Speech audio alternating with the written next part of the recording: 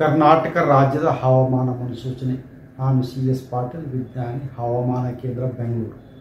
ನಾನು ಮುಂದಿನ 7 ದಿನಗಳವರೆಗೆ ಕರ್ನಾಟಕ ರಾಜ್ಯದ ಹವಾಮಾನದ ಮುನ್ಸೂಚನೆಯನ್ನು ಸಂಕ್ಷಿಪ್ತವಾಗಿ ವಿವರಿಸುತ್ತೇನೆ.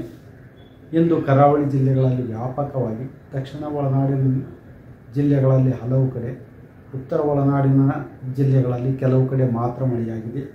ಪ್ರಮುಖವಾಗಿ ಹೊನ್ನಾವರ ಉತ್ತರ ಕನ್ನಡ ಜಿಲ್ಲೆಯಲ್ಲಿ 12 ಸೆಂಟಿಮೀಟರ್, ಮಂಕಿಯಲ್ಲಿ ಕೂಡ 12 ಸೆಂಟಿಮೀಟರ್, ಹುಂಚದಕಟ್ಟೆ ಶಿವಮೊಗ್ಗ ಜಿಲ್ಲೆಯಲ್ಲಿ 6 ಸೆಂಟಿಮೀಟರ್ ಮಳೆಯಾಗಿದೆ.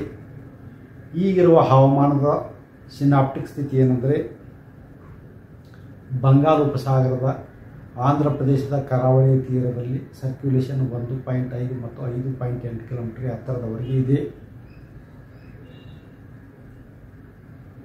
ಅಕ್ಟೋಬರ್ 1ರಂದು ಬಂಗಾಳ ಉಪಸಾಗರದಲ್ಲಿ ವಾಯುಭಾರ ಕುಸಿತವಾಗುವ ಹೆಚ್ಚಿನ ಸಾಧ್ಯತೆ ಇದೆ. ಇದರ ಪ್ರಭಾವದಿಂದ ಕರಾವಳಿ ಜಿಲ್ಲೆಗಳಲ್ಲಿ ಸೆಪ್ಟೆಂಬರ್ 29ರಿಂದ ಅಕ್ಟೋಬರ್ 5ರವರೆಗೆ ವ್ಯಾಪಕವಾಗಿ ಮಳೆಯಾಗುವ ಹೆಚ್ಚಿನ ಸಾಧ್ಯತೆ ಇದೆ.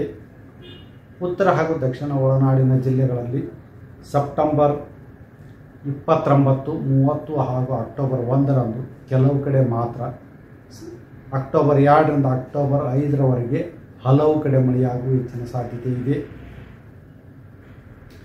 ಬೆಂಗಳೂರಿನಲ್ಲಿ ಸೆಪ್ಟೆಂಬರ್ 29ರಿಂದ ಅಕ್ಟೋಬರ್ 5ರವರೆಗೆ ಕೆಲವು ಕಡೆ ಹಗುರದಿಂದ ಸಾಧಾರಣವಾಗಿ ಮಳೆಯಾಗುವ ಹೆಚ್ಚಿನ ಸಾಧ್ಯತೆ ಇದೆ.